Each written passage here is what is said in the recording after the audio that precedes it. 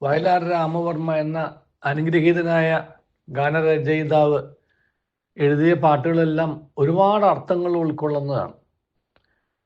ഇന്നലെ നമ്മൾ ചിന്തിച്ച പാട്ടിൻ്റെ തുടക്കവും അങ്ങനെ തന്നെയാണ്. ആ പാട്ട് ആരംഭിക്കുന്നത് ഇങ്ങനെയാണ്: കനകം മൂലം ദുഃഖം, കാമനും മൂലം ദുഃഖം, ദുഃഖമയം, ദുഃഖമയം, ഈ ജീവിതം തന്നെ ദുഃഖമയം. എന്നിട്ട് അദ്ദേഹം പറയുന്നു, കണ്ണുണ്ടായിട്ടും ദുഃഖം, കണ്ണില്ലെങ്കിലും ദുഃഖം.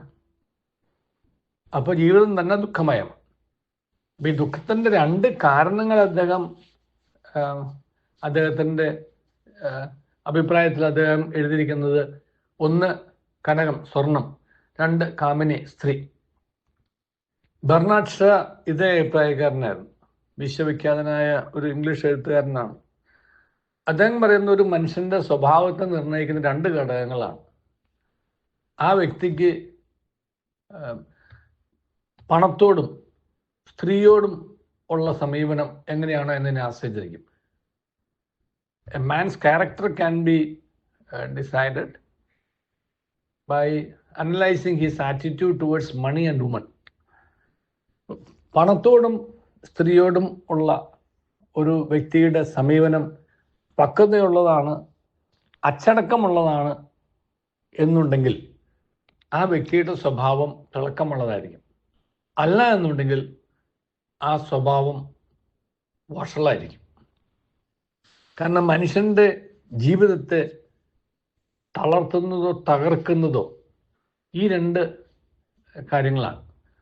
ഒന്ന് നമ്മുടെ സമ്പത്തിനോടുള്ള ശരിയായ മനോഭാവം നമ്മുടെ ജീവിതത്തിൽ ഇല്ല എന്നുണ്ടെങ്കിൽ അതിനെ ചൊല്ലിയായിരിക്കും നമ്മുടെ മനസ്സിൻ്റെ സ്വസ്ഥത മുഴുവൻ നഷ്ടപ്പെടുന്നതും ജീവിതം അവശമാകുന്നതും.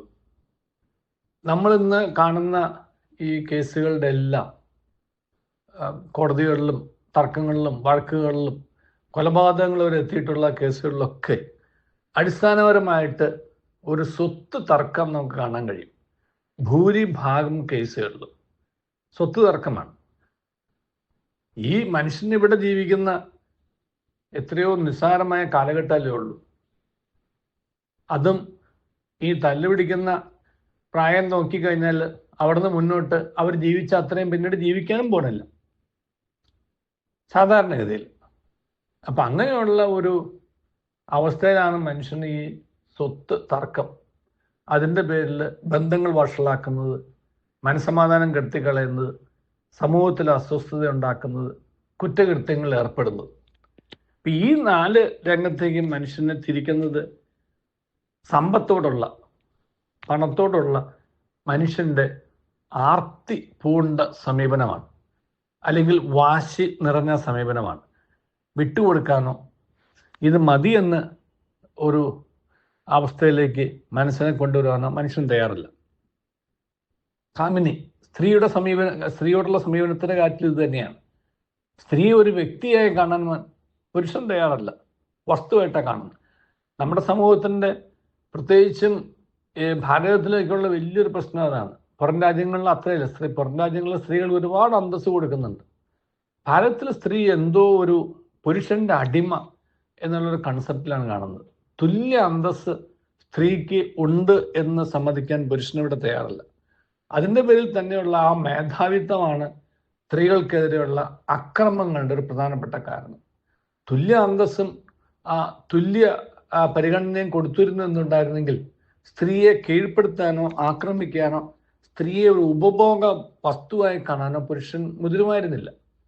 അപ്പം ആ സമീപനവും പുരുഷൻ്റെ ഭാഗത്തു നിന്ന് മാറണം, സമൂഹത്തിൽ നിന്നും ആ സമീപനം മാറണം. അപ്പം സമൂഹത്തിലുണ്ടാവേണ്ട 2 മാറ്റങ്ങളെക്കുറിച്ചാണ് യഥാർത്ഥത്തിൽ ഈ വയലാർ സൂചിപ്പിക്കുന്നത്.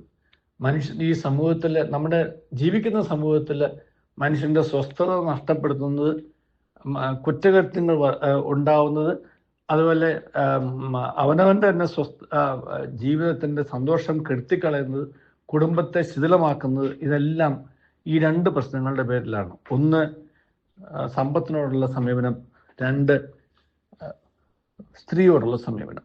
ഈ 2 സമീപനങ്ങളും പക്വതയുള്ളതാവട്ടെ, വിശുദ്ധമാവട്ടെ, നിർമ്മലമാവട്ടെ, അങ്ങനെ ആകുമ്പോൾ നമുക്ക് സന്തോഷമുണ്ടാകും, ജീവിതം വിജയകരമായിരിക്കും. ദൈവം നമ്മെ അനുഗ്രഹിക്കട്ടെ.